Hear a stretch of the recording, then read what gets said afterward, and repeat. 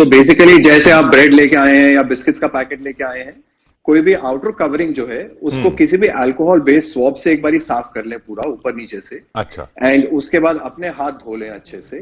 जब एक बार आपने वो धो लिया है तो फिर उस पैकेट को खोल लें, अंदर के कंटेंट्स बिल्कुल सेफ रहते हैं, कोई प्रॉब्लम नहीं होती उनमें। डॉक्टर सेठ, ये सिर्फ अल्कोहल हाँ जी जी बोलें। मैं इसमें कुछ जोड़ना चाहूंगी। जैसे हम भी सामान लेके आते हैं, तो यूजली जो सामान हम एकदम से इस्तेमाल नहीं करते, बेकरी आइटम्स का, जैसे बिस्किट के पैकेट्स हैं, है ना, रस के पैकेट है, इनको हम 3 दिन तक हम जो लेके आते हैं उसी पैकेट में बाहर रख देते हैं जी। हाँ, लेकिन जैसे ब्रेड है और दूसरे जो एकदम से यूज करने हैं, उसको गर्म पानी से ऊपर की प्लास्टिक की कवरिंग, जैसे डॉक्टर अजमानी कह रहे हैं, वो बिल्कुल धो लेते हैं और उसको तभी इस्तेमाल करते हैं। डॉक्टर नांगिया जैसे कह रहे थे, जी। उनको धो के इस्तेमाल कर लेते हैं। अच्छा, तो ये बेसिकली ये कि जो पैकेट है बस उसका ख्याल रखना है, ये मुख्य बात हुई। तो डॉक्टर किरण, कंघी वगैरह, कंघी भी रोज धोनी है? नहीं, देखिए, जैसे अगर कोई भी बाहर जा रहे हैं, है ना, बाहर जा रहे हैं और आप अपने बालों को अच्छे से नहीं ढक के जा रहे हैं, तो वापस जब आप आएंगे तो आप बालों को अच्छे से धोइए। और कंघी का बार बार धोना रेकमेंडेड नहीं है ऐसे। हाँ, क्योंकि आप घर के अंदर ही हैं, बस अपने बालों को अच्छे से क्लीन करके आप कंघी से सारे बाल निकाल के फेंक दीजिए और कंघी को अपनी, क्योंकि सभी लोग अपनी अपनी कंघी यूज करते हैं। हाँ, अगर आप लोग यूज करते हैं, सब लोग मिक्स एक ही कंघी यूज कर रहे हैं, तो जरूर एक बंदा यूज करने के बाद उसको अच्छे से धो के धूप में सुखा के फिर ही यूज करे। तो ऐसी चीजें डॉक्टर नांगिया, ये कंघी जैसी चीजें अगर धोनी है तो फिर कैसे धोनी है? नहीं, यूजुअल अपना सोप एंड वाटर में धोनी है उनको, ऐसा कोई स्पेसिफिक इंस्ट्रक्शंस नहीं है उसके लिए। अच्छा, साधारण साबुन में डाल के, सर्फ है या कोई भी और डिटर्जेंट पाउडर है उसके अंदर धोनी है, और कुछ खास ऐसा नहीं है। ठीक ठीक। तो अब जैसे बुखार की बात आ रही है, बुखार की दवा नहीं खानी है, ऐसा कहा जा रहा है कि बुखार हो जाए तो पैरासिटामोल न खाएं, डॉक्टर नांगिया? नहीं, पैरासिटामोल ही सबसे सेफ दवाई मानी जाती है। किसी भी प्रकार के बुखार के लिए, दर्द के लिए, बॉडी एक्स के लिए या कहीं सरदर्द के लिए भी पैरासिटामोल का ही सेवन करना सबसे सेफ माना गया है। इवन चाहे इन्फ्लुएंजा हो, चाहे कोरोना इन्फेक्शन हो, किसी भी और दवाई के अलावा, जैसे आइबुप्रोफेन है और कई निमोसलाइड है, उन सबको नहीं लेना है बिल्कुल भी, किंतु पैरासिटामोल ले सकते हैं।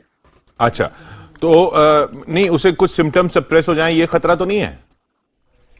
जैसे किसी को बुखार आया है तो बुखार में रिलीफ तो लेना ही है, तो बुखार जब तक हम बाकी जांच कर रहे हैं, इन्वेस्टिगेशन हो रही हैं, तब तक रिलीफ के लिए पैरासिटामोल लेने में बिल्कुल भी कोई खतरा नहीं है।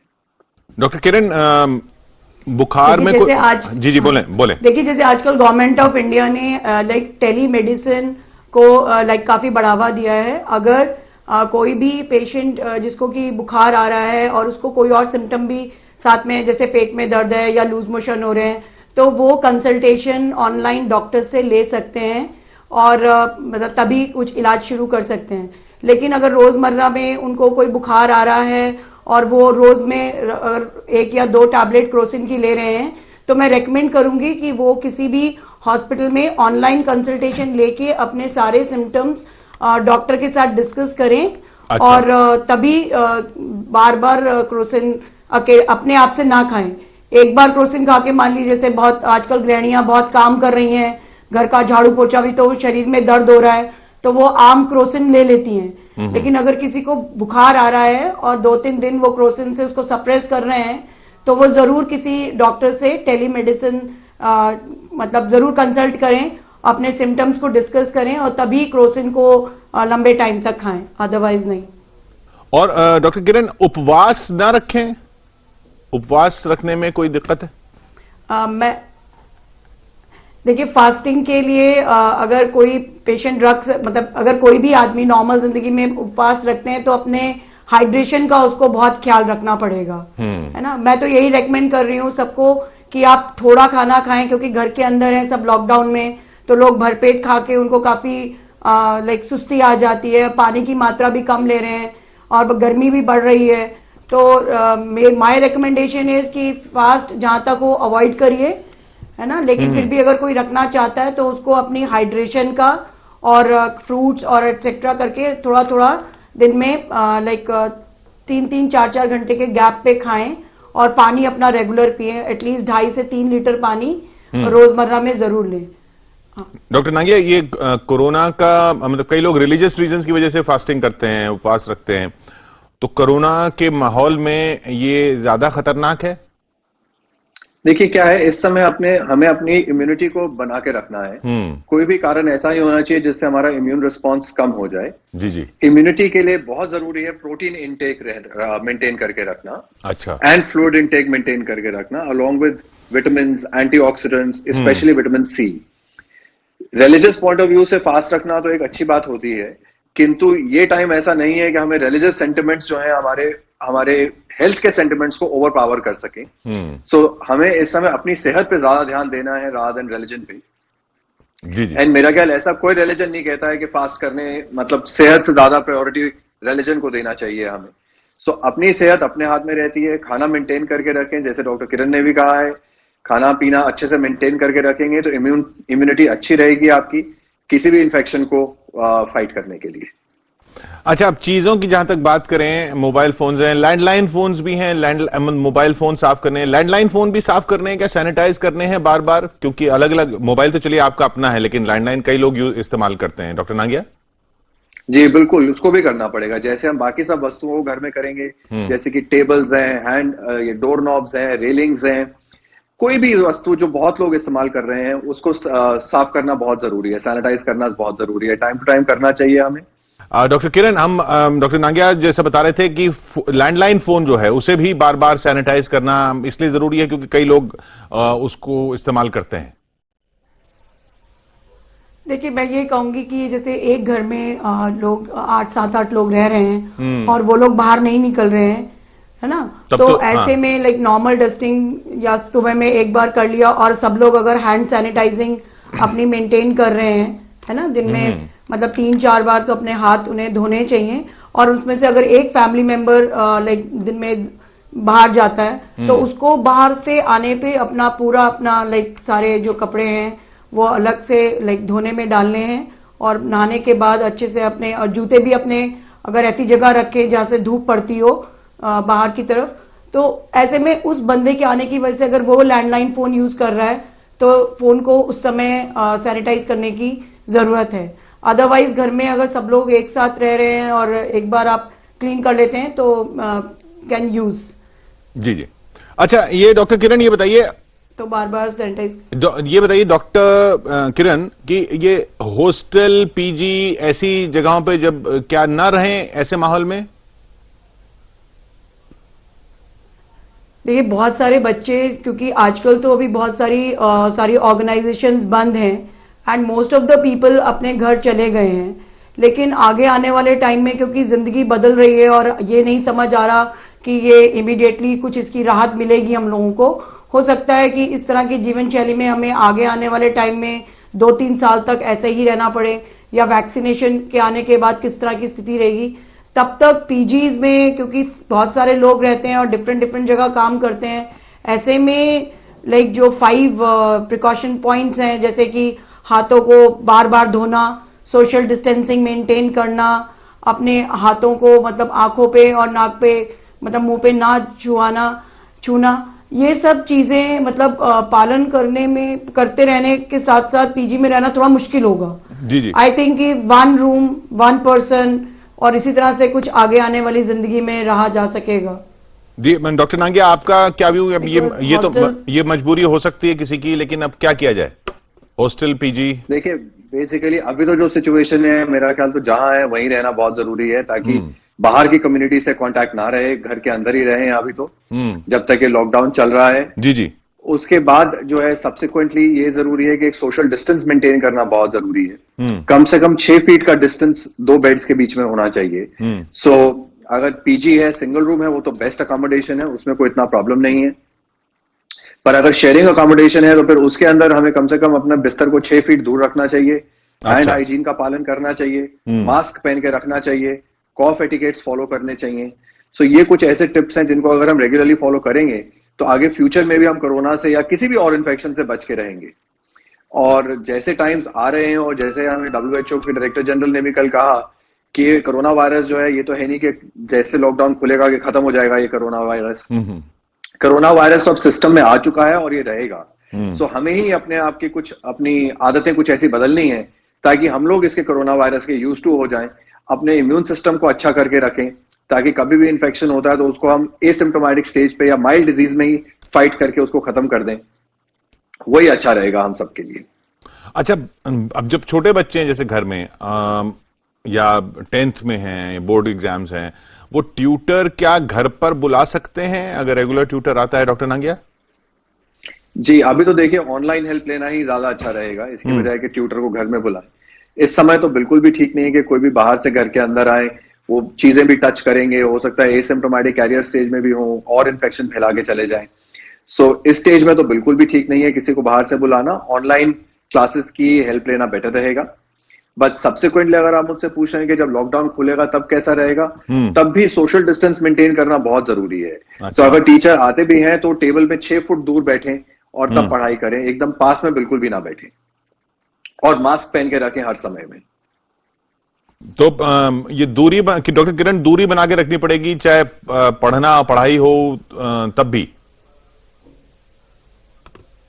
दूरी मेरे को लगता है सोशल डिस्टेंसिंग ही हम सबको, जैसे प्रधानमंत्री जी ने भी कहा कि यही एक जीवन रेखा है हम लोगों की, distancing while seeing patients, distancing जैसे कि स्टडी पढ़ने के लिए भी अपने हाथों को बार बार धोना, बाहर से आके धोना, और सोशल डिस्टेंसिंग ही पेशेंट्स के साथ भी और ट्यूटर के साथ भी, और मेरे ख्याल से घर पर भी नॉर्मल बातचीत में भी हमको अपना 1 मीटर का डिस्टेंस बनाने की आई थिंक प्रैक्टिस कर लेनी चाहिए, बिकॉज ये चीज आगे भी हमको बहुत फायदा करेगी। उसी से ही कोरोना की चेन को हम तोड़ सकेंगे। और बच्चों को भी मास्क पहनाना है, छोटे बच्चे अगर हों ट्यूशन के अलावा, मतलब वैसे भी घर में क्या बच्चों को मास्क पहनाना है या बच्चों को नहीं पहनाना है?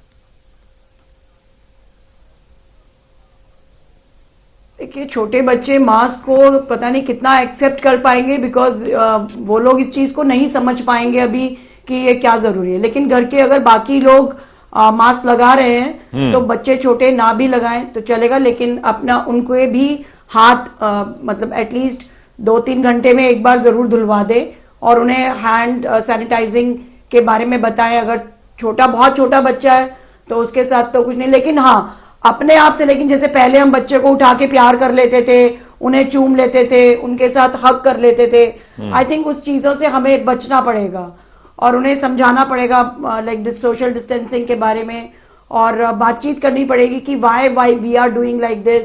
अब हम उन्हें क्यों नहीं हगिंग एंड किसिंग और इतना प्यार करने, मतलब उस तरह के चीजें कर रहे हैं, उनके साथ रेगुलर एक डायलॉग बना के रखना पड़ेगा ताकि वो इस चीज की प्रॉब्लम को समझ पाए।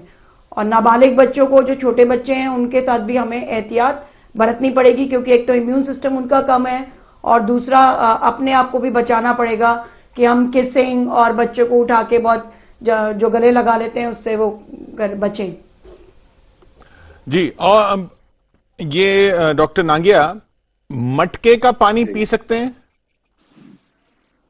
देखिए बेसिकली हम लोग ये एडवाइस करते हैं कि इस टाइम पे जब वैसे ही कोरोना वायरस फैल रहा है तो किसी को भी खांसी जुकाम गला खराब नहीं होना चाहिए। सो कोई भी ठंडी बर्फीली चीज, कोल्ड ड्रिंक, आइसक्रीम, आइस, ये सब बिल्कुल नहीं लेना चाहिए।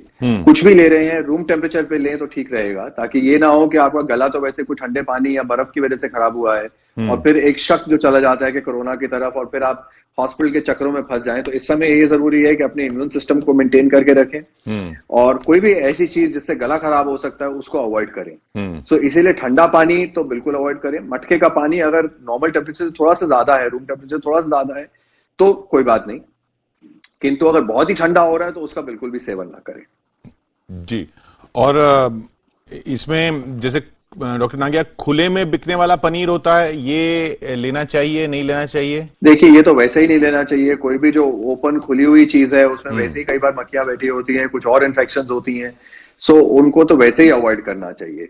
और आजकल के मौसम में तो स्पेशली जब कोरोना इतना फैला हुआ है, सो किस हाथों से उठाया गया है, उसमें सैनिटाइजेशन मेंटेन हुआ है कि नहीं हुआ है, सो इन सब अनसेफ प्रैक्टिसेस से बिल्कुल दूर रहना ही ठीक है। जितना हो सकता है सेफ रहें। घर पे ही पनीर बना सकते हैं तो वो करें, नहीं है तो जो पैक्ड वाला पनीर आता है उसका इस्तेमाल करें। उसमें भी जैसे मैंने आपसे शुरू में कहा कि कोई भी पैक्ड चीज अगर घर में लेके आते हैं तो पहले उसको सैनिटाइज करें, फिर अपने हाथ धोएं, फिर उसको खोलें और फिर उसका इस्तेमाल करें। जी, तो डॉक्टर किरण, आजकल घर में ही दूध फाड़ के पनीर बना लेती हूँ। जी जी जी, हाँ बताइए। मैंने कहा मैं तो आजकल घर में ही दूध लाके, जो पैकेट का दूध आता है उसी को फाड़ के हम पनीर बना के उसी को यूज कर रहे हैं। हाँ, तो मतलब और उसको अगर आप प्रेस करके रख देंगे तो वो उसके पीसेस भी बन जाते हैं। अच्छा, तो मतलब ये, हाँ, ये अभी फिलहाल कम से कम लॉकडाउन के दौरान तो इन्हीं चीजों पर ध्यान रखा जाए। जी बिल्कुल। डॉक्टर किरण, ब्यूटिशियन घर पर बुलवा सकते हैं? बहुत महिलाएं ये पूछ रही हैं, ब्यूटिशियन और हेयर स्टाइलिस्ट जैसे मर्दों को बुलवाना है, वो क्या घर पर बुलवा सकते हैं इस लॉकडाउन के दौरान या अवॉइड करें?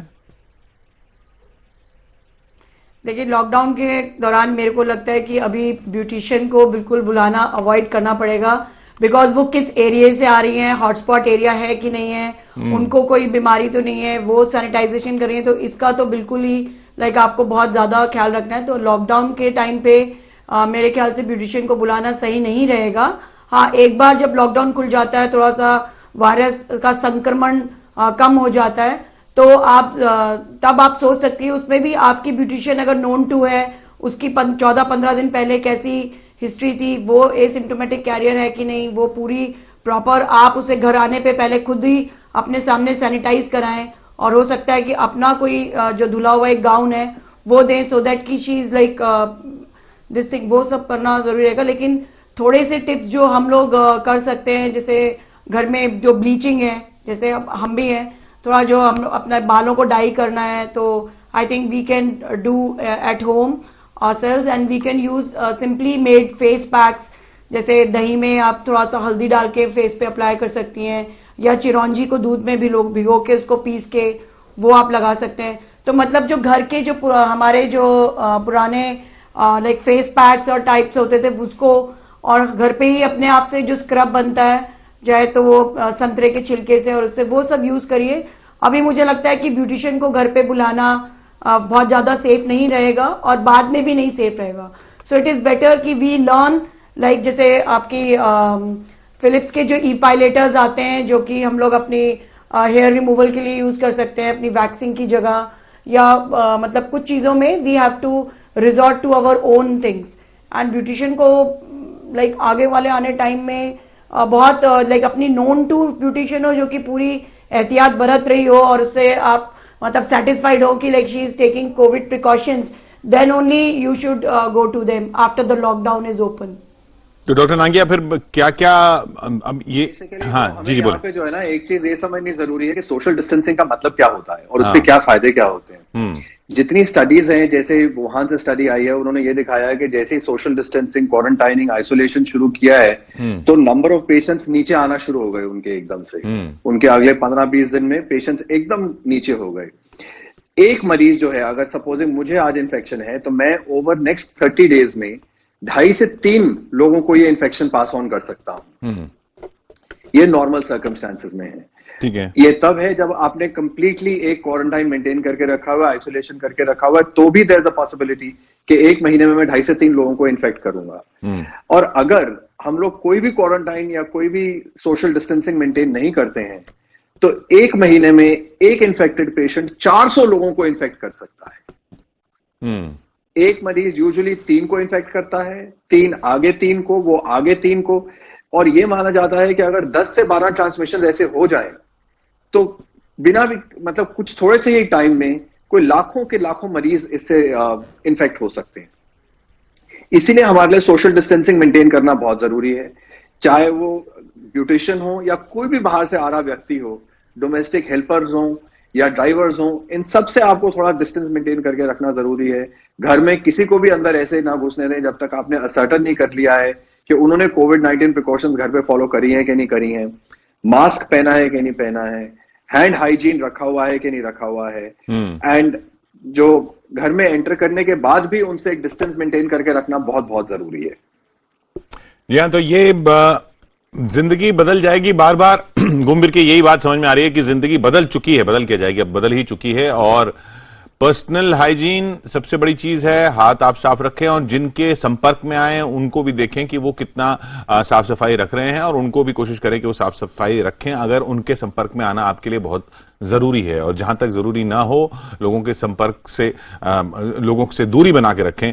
ये अपने आप में एक जिंदगी का नया नियम बनने वाला है। बहुत बहुत शुक्रिया आपका डॉक्टर डांगिया और डॉक्टर सेठ हमारे साथ जुड़ने के लिए।